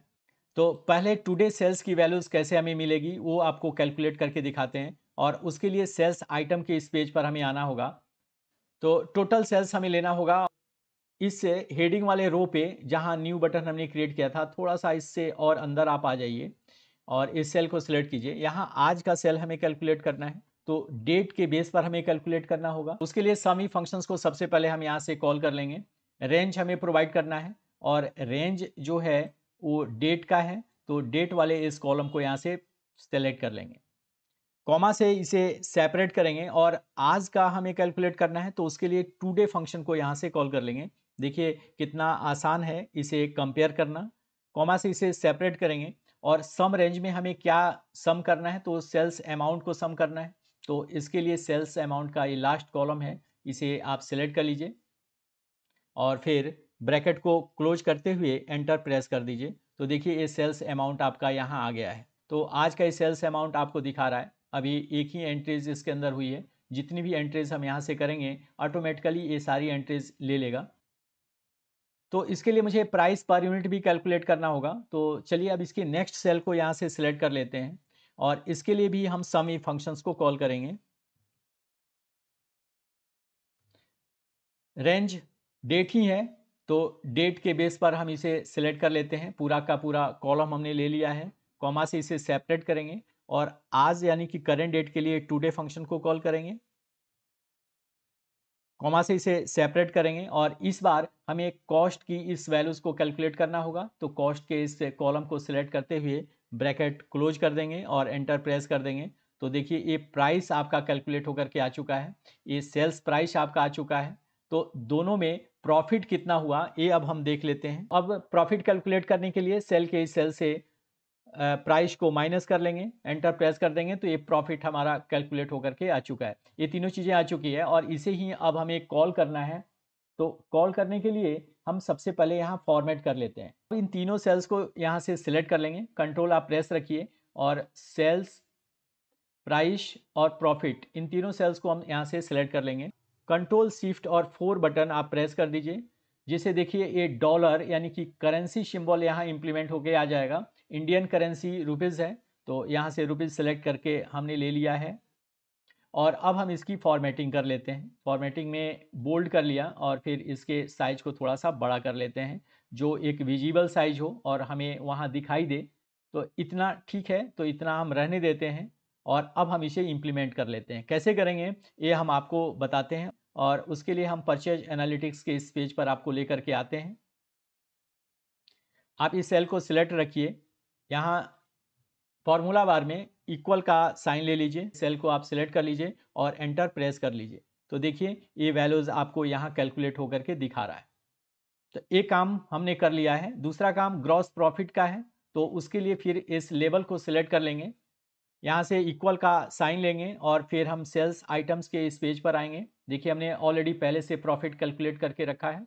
इस सेल को यहाँ से सिलेक्ट करेंगे और एंटर प्रेस कर देंगे, तो इससे आपका ये प्रॉफिट कैलकुलेट होता आएगा। तो इस तरह से आपका ये ग्रॉस प्रॉफिट कैलकुलेट होकर के इस लेवल के ऊपर दिखा देगा। तो ये दोनों काम हमने कंप्लीट कर लिए हैं। करीब करीब हमारा एनालिटिक्स का एक पेज कंप्लीट हो चुका है और यहाँ आपको पेज पे ग्रिड व्यू दिख रहा है, तो व्यू पे आइए और यहाँ से ग्रिड लाइंस को अनचेक कर लीजिए। तो देखिए ये ग्रिड व्यू यहाँ से जा चुका है और अब हम इसी की एक डुप्लीकेट कॉपी तैयार कर लेते हैं और उसके लिए इस परचेज एनालिटिक्स पर राइट क्लिक करते हैं और यहाँ से देखिए टॉप में आपको मूव और कॉपी का ऑप्शन मिलेगा, तो इस पर आप क्लिक कर दीजिए और यहाँ से क्रिएट अ कॉपी पर चेक करके ओके पर क्लिक कर देंगे, तो इसी का एक डुप्लीकेट फाइल यहाँ तैयार कर देगा। क्योंकि बार बार हमें ये पैनल ना बनाना पड़े, तो देखिए हमने बहुत ही आसानी से 2 पेज क्रिएट कर लिए हैं और इसका नाम अब हम सेल्स एनालिटिक्स रखेंगे। रिमेन पर आइए और यहाँ से परचेज को हटा करके, एनालिटिक्स तो आपका रहेगा ही, बस परचेज को आप हटाइए और यहाँ से सेल्स लिख दीजिए। इस तरह से परचेज और सेल एनालिटिक्स के लिए हमने ये दोनों पेज क्रिएट कर लिया है। अब हम इसको लिंक कर लेते हैं। लिंक करने के लिए आप इस परचेज वाले बटन को सिलेक्ट कीजिए और यहाँ से राइट क्लिक कीजिए। देखिए लिंक का ये ऑप्शन आपको मिलेगा, यहाँ से आप क्लिक करेंगे तो आपको यहाँ प्लेस इन दिस डॉक्यूमेंट के इस प्रॉपर्टीज को सिलेक्ट करना है और यहाँ से जो भी रिलेटेड पेज आप देना चाहते हैं, जैसे ऑब्वियसली हम परचेज एनालिटिक्स के लिए एक पेज हमने क्रिएट किया है परचेज एनालिटिक्स का, तो इसको हम सिलेक्ट कर लेंगे और इसका लिंक इसको प्रोवाइड कर देंगे। उसी तरह से दूसरा ये सेल्स एनालिटिक्स का बटन है, इस पर भी राइट क्लिक करेंगे, लिंक पे आएंगे और यहाँ से सेल्स एनालिटिक्स का ये पेज है, तो इसको हम सिलेक्ट करके ओके पर क्लिक कर देंगे। तो ये दोनों लिंक हमने ऐड कर दिए हैं। यही सेम काम हम परचेज एनालिटिक्स के पेज पर भी कर लेंगे। तो इसके लिए भी हम परचेज एनालिटिक्स के इस बटन को सिलेक्ट करेंगे, राइट क्लिक करेंगे और यहाँ लिंक पर क्लिक कर देंगे। जितने भी पेजेज अगर अपने डैशबोर्ड के तौर पे बनाए हैं तो उस सारे पेजेज पे आपको ये चेंज करने पड़ेंगे। यहाँ से आपने सिलेक्ट कर लिया है और अब परचेज एनालिटिक्स के इस पेज को यहाँ से सर्च करके सिलेक्ट कर लेंगे, ओके पर क्लिक कर देंगे। और सेल्स के लिए भी हमें काम करना होगा, तो सेल्स के लिए भी हम इस बटन को सिलेक्ट करते हैं, राइट क्लिक करके लिंक पर आएंगे और यहाँ से भी सेल्स एनालिटिक्स के इस पेज को सिलेक्ट करते हुए ओके पर क्लिक कर देंगे। तो दोनों डैशबोर्ड पे हमने लिंक एस्टेब्लिश कर लिया है और इस तरह से किसी भी बटन पे क्लिक करके हम किसी भी एनालिटिक्स पेज पे जा सकते हैं। जैसे अभी देखिए परचेज एनालिटिक्स का ही पेज सिलेक्टेड है, अगर मैं सेल्स पे क्लिक करूं तो सेल्स एनालिटिक्स का ही पेज सिलेक्ट होकर के यहाँ जाएगा। टाइमलाइन को क्रिएट करना है तो ये सेल आप सिलेक्ट कर लीजिए और फिर परचेज आइटम्स के इस पेज पर आ जाइए, इस टेबल को सिलेक्ट कर लीजिए, जो भी टेबल आपने अभी क्रिएट किया है। तो हमने इस रेंज को पूरा सिलेक्ट कर लिया है और अब हम इंसर्ट टैब पे आएंगे। देखिए पिवट टेबल्स का ऑप्शन मिलेगा, यहाँ आना है आपको और यहाँ से एग्जिस्टिंग वर्कशीट को सिलेक्ट कर लेना है। बाय डिफ़ॉल्ट टेबल का रेंज यहाँ आपको सिलेक्ट करके दिखा रहा है। एग्जिस्टिंग वर्कशीट्स को यहाँ सिलेक्ट करना है। लोकेशन के इस टेक्स्ट बार में कर्सर लेकर के आना है। परचेज एनालिटिक्स पेज पर हम क्रिएट करना चाहते हैं तो परचेज एनालिटिक्स के इस पेज पर पहले आएंगे और जिस लोकेशन पे हमें चाहिए वहाँ कर्सर लेकर के आएंगे और ओके पर क्लिक कर देंगे। देखिए ये रिपोर्ट व्यूज फॉर्मेट यहाँ अपीयर हो गया है। यहाँ से पिवोट एनालाइज पे आप क्लिक कर दीजिए तो इंसर्ट टाइमलाइन का ऑप्शन आपको दिखेगा, आप इस टाइमलाइन को सिलेक्ट कीजिए। देखिए इंसर्ट टाइमलाइन ऑप्शन आ गया है। अब आपको यहाँ डेट का फील्ड बाय डिफॉल्ट नजर आएगा, आप इसे चेक कर लीजिए और ओके पर क्लिक कर दीजिए। तो देखिए इस तरह से टाइमलाइन फॉर्मेट आपका यहाँ सिलेक्ट होकर के आ गया है। अब यहाँ जनवरी से लेकर के बाय डिफ़ॉल्ट ये मंथ फॉर्मेट होता है और यहाँ मैं आपको दिखा दूँ कि देखिए मंथ सेलेक्टेड है। अगर आप डेज चाहते हैं तो डेज यहाँ से सिलेक्ट करेंगे तो डेज आपको दिखाएगा और क्वार्टरली या ईयरली मोड पे अगर आप देखना चाहें तो ये देख सकते हैं। हम यहाँ से मंथ को ही सिलेक्टेड रखते हैं और आप इसकी साइज़ को अब कम और ज़्यादा कर सकते हैं, जो आप इसकी परफेक्ट साइज़ सेट करना चाहते हैं। जो एरिया आपके डैशबोर्ड पे है उसके अकॉर्डिंग आप इस साइज को यहाँ से सेट कर लीजिए। अगर हम ये स्क्रॉलिंग नहीं दिखाना चाहते तो आप इसको सिलेक्ट रखिए, टाइमलाइन पे यहाँ आ जाइए और देखिए स्क्रॉल बार का ये चेक बॉक्स है, इसको अनचेक कर दीजिए। अगर आप ये लेबल भी नहीं दिखाना चाहते तो लेबल को भी यहाँ से अनचेक कर दीजिए, लेबल भी यहाँ से चला जाएगा। इस पिवट टेबल्स पे यहाँ से क्लिक कर देंगे। तो मुझे आइटम नेम चाहिए तो इसके लिए हमने आइटम नेम का ये चेक बॉक्स यहाँ से सिलेक्ट कर लिया है और उसके बाद मुझे प्राइस पर यूनिट दिखाना है तो प्राइस पर यूनिट हमने यहाँ से सिलेक्ट कर लिया। देखिए इस टेबल में बाय डिफ़ॉल्ट ये सारी चीज़ें क्रिएट होने लगेंगी। यूनिट्स भी चाहिए तो यूनिट्स भी हमने यहाँ से ले लिया और उसकी स्टॉक वैल्यूज़ के लिए इस चेक बॉक्स को यहाँ से सिलेक्ट कर लिया और यहाँ से बाहर क्लिक कर दिया। तो ये टेबल अब आपका क्रिएट हो गया है। फरवरी में हमने एक ही आइटम्स को परचेज किया है तो जैसे हम फरवरी यहाँ से सिलेक्ट करेंगे तो रेफ्रिजरेटर हमने परचेज किया था, 5 की क्वांटिटी में था, तो इससे रिलेटेड इन्फॉर्मेशन आपको यहाँ दिखा रहा है। अगर मुझे जनवरी मंथ्स के परचेज को देखना है तो जनवरी पे क्लिक करके हम यहाँ से जनवरी मंथ्स के परचेज को देख सकते हैं और सबसे खास बात यह है कि आप रेंज ले सकते हैं। देखिए अगर आपको एक से ज़्यादा मंथ्स के परचेज रिपोर्ट यहाँ देखने हैं तो आप इस रेंज को सिलेक्ट करके इसे देख सकते हैं। ये फ़िल्टर आप ध्यान रखिएगा कि फ़िल्टर आपका सिलेक्टेड है तो अगर आप इस फ़िल्टर पे पूरे मंथ्स का देखना चाहें तो यहाँ से क्लिक कर दीजिएगा। देखिए फ़िल्टर यहाँ से हट गया है, तो ये पूरे मंथ्स को सिलेक्ट कर लेगा। अदरवाइज़ आप किसी भी मंथ्स के रिपोर्ट्स को यहाँ सेलेक्ट करके देख सकते हैं। अब हमें इसके बेस पर स्लाइसर क्रिएट करना है, तो स्लाइसर क्रिएट करने के लिए हम यहाँ से क्लिक करेंगे और यहाँ से पिवोट टेबल्स के अंदर आएँगे। यहाँ जहाँ हमने इंसर्ट टाइमलाइन लिया था, बस जस्ट उसके साथ ही आपको स्लाइसर का भी ऑप्शन मिलेगा। इस पे आप क्लिक करके स्लाइसर्स को यहाँ ऐड कर लीजिए और जिस भी फ़ील्ड के बेस पर आप इसे फ़िल्टर करना चाहते हैं, तो उसको आप यहाँ से सिलेक्ट कीजिए। बेसिकली मैं आइटम नेम के बेस पर करना चाहता हूँ, तो यहाँ से आइटम नेम को सिलेक्ट करके ओके पर क्लिक कर देंगे। तो देखिए ये स्लाइसर्स यहाँ ऐड हो गए हैं। टोटल इसमें 8 आइटम्स हैं, तो इसको हम 2 पार्ट में कर लेते हैं और उसके लिए फिर से इस स्लाइसर के शेल को सिलेक्ट रखेंगे। देखिए टॉप में मेनू बार के साथ आपको स्लाइसर्स की प्रॉपर्टीज़ नज़र आएगी। आप इसमें क्लिक करके अंदर आएँगे तो देखिए कॉलम्स का भी ऑप्शन आपको नज़र आ रहा है। जितने कॉलम्स में आप इसको रखना चाहते हैं, मैं इसको 4 कॉलम में रखना चाहता हूँ। तो 4 हमने यहाँ से सिलेक्ट कर लिया है और अब हम इसके रेंज को थोड़ा-सा बड़ा कर लेते हैं, अपने अकॉर्डिंग उसको सेट कर लेते हैं।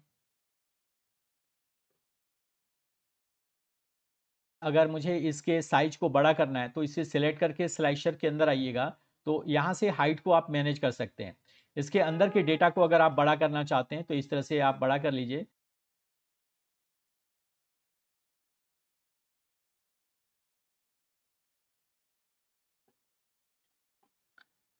और इस तरह से स्लाइसर भी हमने यहाँ ऐड कर लिया है। देखिए कंप्यूटर यहाँ बाय डिफ़ॉल्ट सिलेक्टेड है, तो कंप्यूटर से रिलेटेड परचेज का इन्फॉर्मेशन आपको यहाँ दिख रहा है। अगर एक से ज़्यादा रेंज आप लेना चाहते हैं तो यहाँ से सिलेक्ट कीजिए और देखिए जितने आइटम्स हमने यहाँ सिलेक्ट किए हैं वो सारे आइटम्स का रेंज आपको यहाँ दिखा देगा। अगर मुझे कंप्लीट रेंज लेना है तो हम पूरे आइटम्स को यहाँ से सिलेक्ट करेंगे, तो इसके बेसिस पे हमें कंप्लीट इन्फॉर्मेशन यहाँ दिख जाएगा।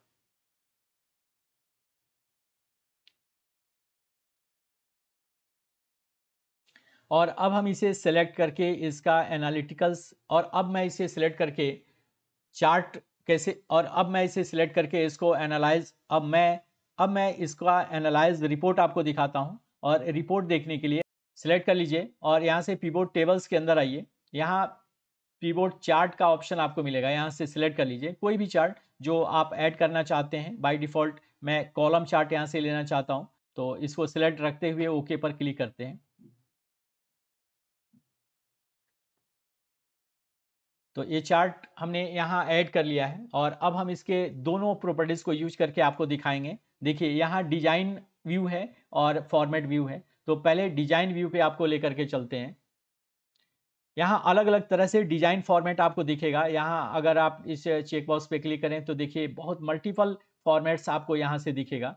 कोई भी फॉर्मेट जो आप इम्प्लीमेंट करना चाहते हैं, यहाँ से सिलेक्ट करके इम्प्लीमेंट कर लीजिए। अगर आप इसका कलर चेंज करना चाहते हैं तो देखिए कलर्स आप यहाँ माउस को जैसे ही मूव करेंगे, तो जो भी कलर फॉर्मेट आपको बेहतर लगता है, आप वो कलर फॉर्मेट्स यहाँ से सिलेक्ट कर सकते हैं। तो हमने डिज़ाइन व्यू यहाँ से सिलेक्ट कर लिया है और इसका कलर फॉर्मेट भी आपको दिखा रहा है। अगर मुझे ये लेबल नहीं चाहिए तो इस पर हम यहाँ से राइट क्लिक करेंगे और एक प्रॉपर्टीज़ आपको मिलेगा हाइड ऑल फील्ड्स बटन का, तो यहाँ से क्लिक करके सारे फील्ड बटन्स आप यहाँ से हाइड कर सकते हैं। यहाँ से इसे भी आप सिलेक्ट कर लीजिए अगर आप इसे नहीं रखना चाहते हैं, और यहाँ से भी मुझे नहीं चाहिए तो इसे हम हटा लेते हैं। और अब हमें पूरा का पूरा एक स्पेस मिल रहा है। यहाँ आपको एक लाइन भी नज़र आएगा, तो अगर आप इसे भी डिलीट करना चाहते हैं तो सिलेक्ट कीजिए और डिलीट पर क्लिक कर दीजिए। देखिए ये क्लियर हो चुका है। मैक्सिमम काम हमने कंप्लीट कर लिए हैं और अब अगर मुझे कंप्यूटर्स का देखना है तो देखिए सिर्फ कंप्यूटर से रिलेटेड इन्फॉर्मेशन आपको यहाँ दिखेगा, और अगर आप रेंज में देखना चाहते हैं तो रेंज से रिलेटेड इन्फॉर्मेशन आपको यहाँ दिखता जाएगा। परचेज एनालिटिक्स का एक लेवल तैयार करना है और उसके लिए मुझे कुछ आइकन्स की रिक्वायरमेंट है। यहाँ इंसर्ट टैब पे आपको आना है और देखिए इंसर्ट टैब पे आते ही आपको आइकन्स का एक ऑप्शन दिखेगा। अगर आपको नहीं दिख रहा है तो आप गूगल पे सीधा जाकर के भी आइकन्स को ऐड कर सकते हैं। मुझे यहाँ बिजनेस से रिलेटेड आइकन्स चाहिए, तो बिजनेस का आप यहाँ कैटेगरी सर्च कर सकते हैं। देखिए इस तरह से बिजनेस की कैटेगरी आपको दिखा देगा और जिस तरह से आइकन आपको चाहिए, मुझे 2 आइकन चाहिए तो 2 आइकन्स हम यहाँ से सिलेक्ट कर लेते हैं और यहाँ इंसर्ट पे क्लिक कर देंगे। तो इस पेज पर आपका ये आइकन इंसर्ट होकर के आ गया है। ये दोनों आइकन्स अभी सिलेक्टेड मोड में हैं, तो आप बाहर ऐसे क्लिक कर दीजिएगा तो अनसिलेक्ट हो जाएगा और एक-एक करके आप इसको सेपरेट कर लीजिए। शेप हम ऐड कर लेते हैं और इसकी 2 कॉपी हमें चाहिए, तो कंट्रोल प्रेस रखिए और फिर आप यहाँ से कॉपी क्रिएट कर लीजिए। देखिए 2 कॉपी हमने क्रिएट कर लिया। अब इस आइकन को अगर मुझे यहाँ रखना है तो देखिए जब मैं आइकन को सिलेक्ट करके यहाँ ले करके आ रहा हूँ, लेवल के नीचे जा रहा है। तो इसके लिए आप इस आइकन को सिलेक्ट रखिए, राइट क्लिक कीजिए और यहाँ एक प्रॉपर्टीज आपको मिलेगा ब्रिंग टू फ्रंट का, इस पे आप क्लिक कर दीजिए। तो अब ये आइकन टॉप में आपको दिखाएगा। आप इसे अपने पेज के अकॉर्डिंग छोटा या बड़ा कर सकते हैं। हमने ये आइकन ले लिया है और अब मैं इसका बैकग्राउंड कलर चेंज करना चाहता हूँ, तो इसको सिलेक्ट रखूँगा। शेप फॉर्मेट पे आइए और यहाँ से शेप फिल कलर में आकर के कोई भी बैकग्राउंड कलर आप ले सकते हैं जो आपको अच्छा लगता है। तो इससे लेबल को सिलेक्ट करके कंट्रोल प्रेस रखेंगे और देखिए यहाँ से हमने इसकी एक कॉपी क्रिएट कर लिया है। तो यहाँ हम टेक्स्ट लिखते हैं परचेज आइटम्स का और कंट्रोल ए से इसे सिलेक्ट कर लेंगे, कंट्रोल शिफ्ट और ग्रेटर देन से इसे बड़ा कर लेंगे जितना बड़ा हमें चाहिए और फिर बाहर क्लिक करके इसे इम्प्लीमेंट कर लेंगे।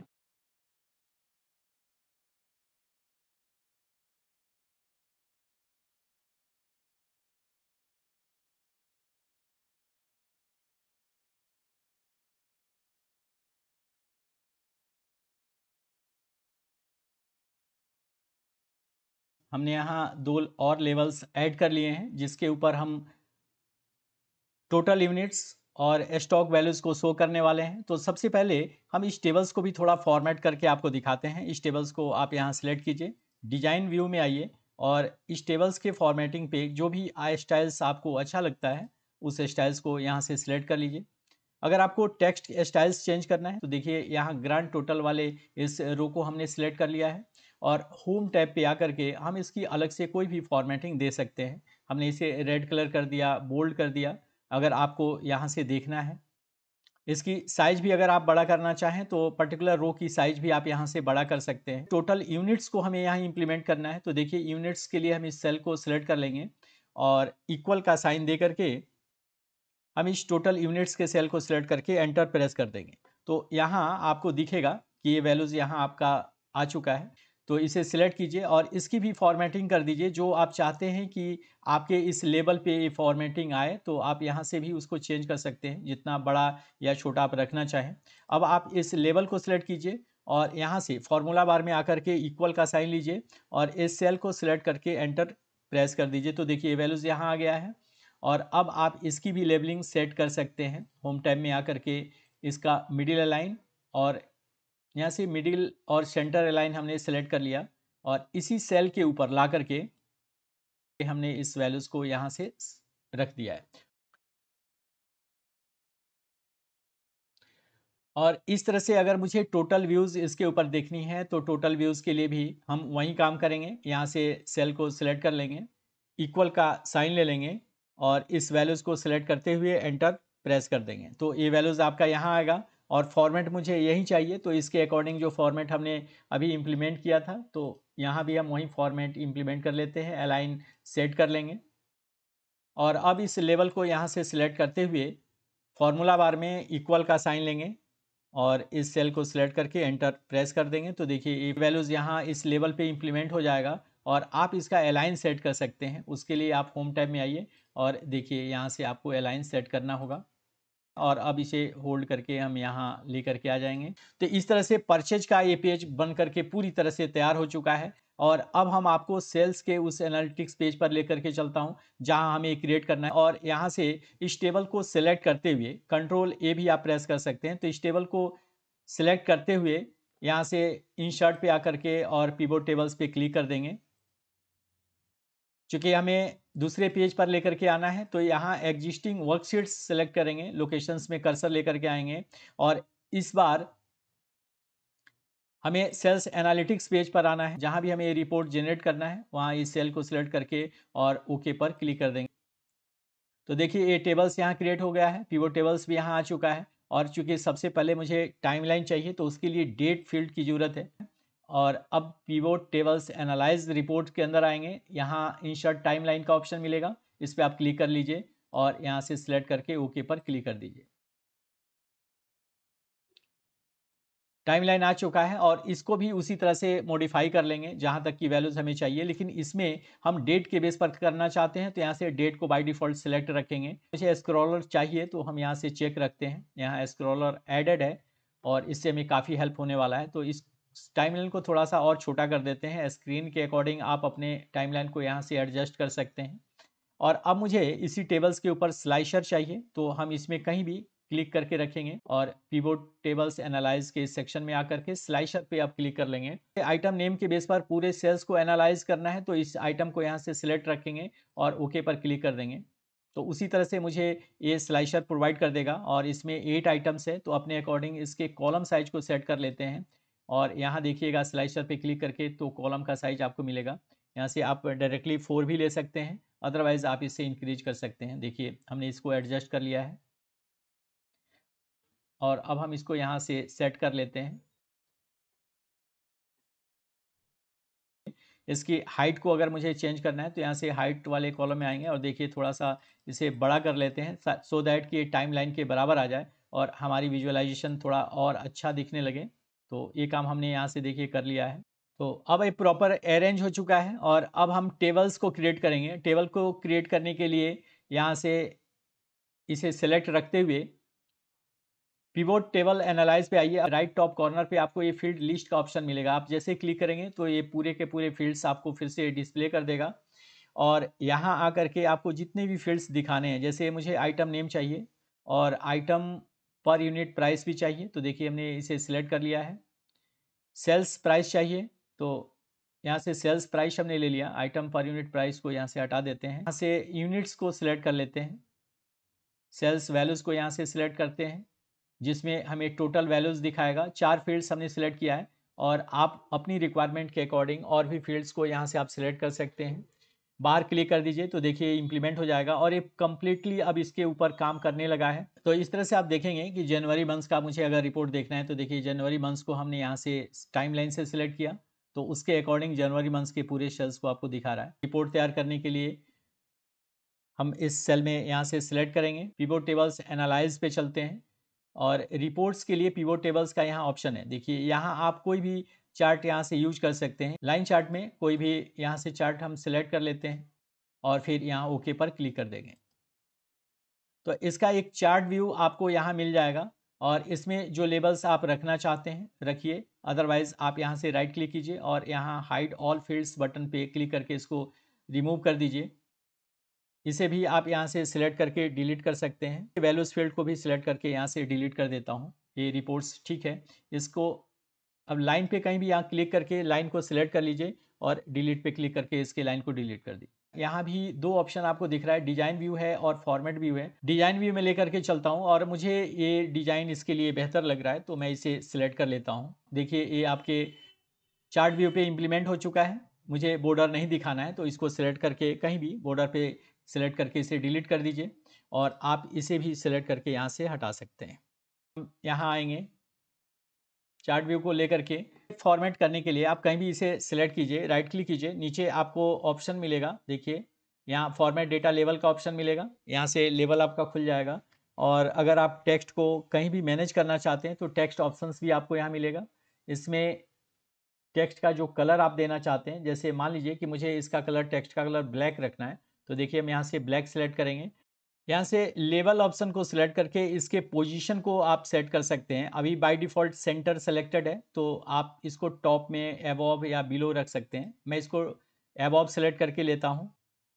अब इसे मैं क्लोज कर देता हूँ, आप इसे डिलीट कर दीजिए। अगर मैं कंप्यूटर और एयर कंडीशंस को यहाँ से सिलेक्ट रखता हूँ तो उसी के अकॉर्डिंग रिपोर्ट्स आपको यहाँ दिखाई देगा, लेकिन अगर आप पूरे आइटम्स को अगर आप यहाँ से सिलेक्ट रखते हैं तो उसके अकॉर्डिंग चेंज होता रहेगा। रिफ्रेश आप कैसे करेंगे और एक काम लेबलिंग का है कि लेबल्स हम कैसे लेकर के आएंगे और लेबल हम यहाँ से ले लेते हैं, कंट्रोल के साथ इसे सिलेक्ट रखेंगे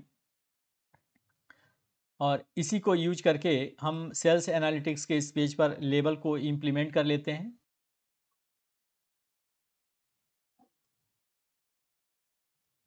और इस तरह से हमने ये दोनों लेवल्स क्रिएट कर लिए हैं। क्वार्टरली हो आप इसे देख सकते हैं और यहाँ किसी भी आइटम को सिलेक्ट करके आप इसको एनालाइज भी कर सकते हैं। तो दोनों चीज़ें आपको ये रिपोर्ट व्यूज़ में दिख रहा है। फ्रेंड्स, हमने ये सॉफ्टवेयर अपने कुछ व्यूअर्स के डिमांड पे क्रिएट किए थे।